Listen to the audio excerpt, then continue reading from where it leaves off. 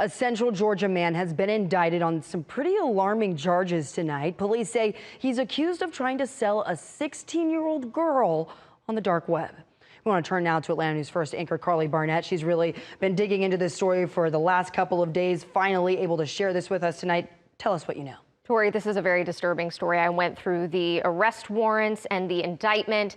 The man on your screen right now, Kelly Garrett Ivy of Forsyth, was indicted in Jasper County. According to the arrest warrant, the alleged crimes happened back in June. Ivy was denied bond on July 11th, with the judge saying he posed a significant danger.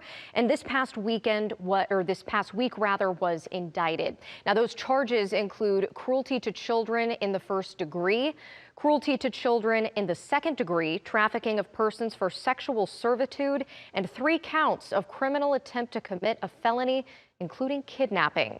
Now, according to the arrest report, Ivy, quote, attempted to sell information about a 16-year-old female, home address, as well as places she attended regularly on the dark web in order for her to be abducted, assaulted, and otherwise harmed.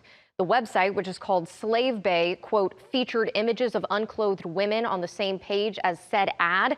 And in said ad, the accused did offer to sell information as to the location of the victim, a person the accused listed as a 17-year-old virgin female, and the accused claimed to have home address and places the victim attended, and did post several other images of her on the advertisement.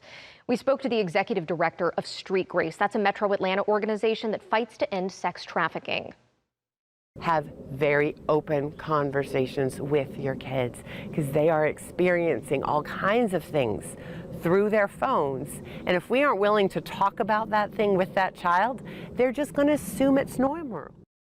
Well, Street Grace offers training and educational resources. We're going to link to their site in this story on AtlantaNewsFirst.com, which will be up shortly. According to a local paper there, the Monroe County reporter, Ivy, supposedly knew of the victim through a church that he had previously attended. Tori? Carly, disturbing allegations there, but helpful information. Thank you.